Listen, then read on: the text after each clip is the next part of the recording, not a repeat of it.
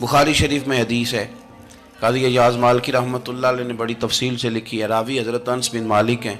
ایک بندہ بڑی دور سے آیا نبی پاک صلی اللہ علیہ وسلم کی زیارت کے لیے، بڑی دور سے۔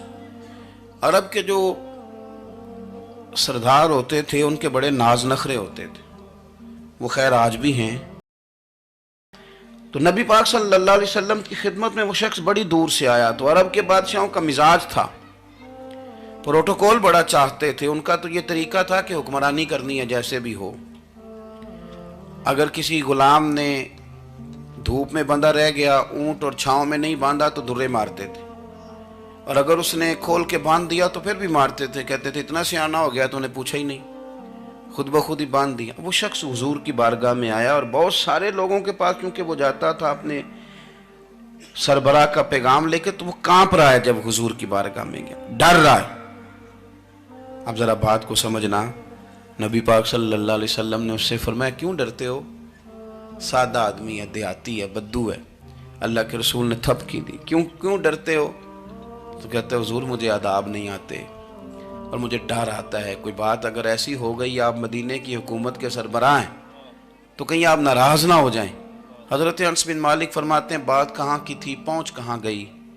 جب اس نے یہ کہا نا کہ آپ تو حکومت کے سربراہ ہیں، کہیں کوئی غلطی نہ مجھ سے ہو جائے، تو نبی پاک کی آنکھوں میں آنسو آ گئے، حضور رونے لگے، اور نبی پاک صلی اللہ علیہ وسلم فرمانے لگے نہ بھائی، تو کسی حکومت کے سربراہ کے پاس نہیں آیا، نہ تو اس بیٹے کے پاس آیا ہے جس کی ماں گوشت کے خشک ٹکڑے کھا کے بھی گزارا کر لیتی۔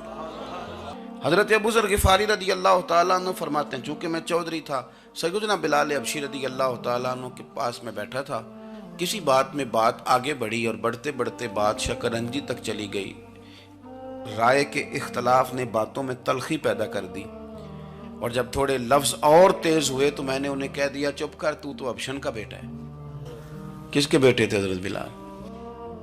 کہتے ہیں جب انہوں نے مجھے کہا تو میرا دل بڑا ٹوٹا، لیکن میں نے ارادہ کیا کہ میں نے حضور کی بارگاہ میں نہیں عرض کرنی، اب ہر بات کی ہم حضور کی بارگاہ میں شکایت کریں۔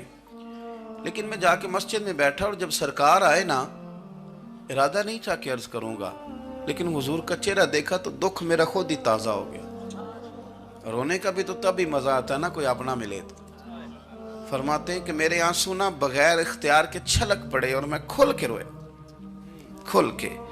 قربان جاؤں محبوب کے بھی حضور نے پاس نہیں بلایا، بلکہ نبی پاک اٹھ کے خود میرے پاس آئے اور مجھے کندھوں سے پکڑ کے سینے سے لگایا، اور جب میں کھل کے رو لیا تو حضور میرے آنسو پوچھنے لگے۔ کچھ شعر ایسے ہوتے ہیں جو کسی نے کہے ہوتے ہیں، اور کہنے والا جو ہوتا ہے وہ صاحب حال ہوتا ہے، تو اس میں کچھ خوبصورتی زیادہ ہی ہو جاتی ہے۔ ایک پنجابی کے شاعر ہمارے گجرات میں گزرے، بزرگ تھے، ان کا ایک شعر ہے، وہ کہتے ہیں ایک واری میری آنکھیاں چوں اونا نے اتھرو پونجے سن، ایک واری میری آنکھیاں چوں اونا نے اتھرو پونجے سن، ہن تے چسکا پہ گیا رونے دا۔ ایک واری میری آنکھیاں چوں اونا نے اتھرو پونجے سن، ہن تے چسکا پہ گیا رونے دا، تے ہر ویلے آہو زاری دا۔ تو میں روز رونے لگا ہوں، مزہ ہی بڑا آیا ہے جب سے محبوب نے چپ کرانا شروع کیا۔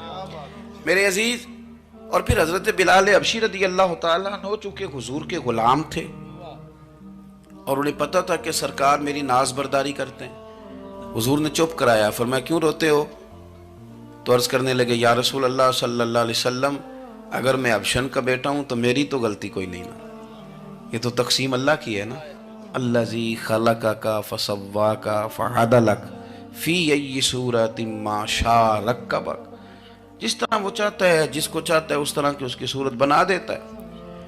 تو مجھے ابشن کا بیٹا کہا جاتا ہے، میری غلطی کیا ہے؟ حضرت بلال نے بھی نہیں بتایا کس نے کہا ہے، لیکن نبی پاک صلی اللہ علیہ وسلم نے کیا فرمایا؟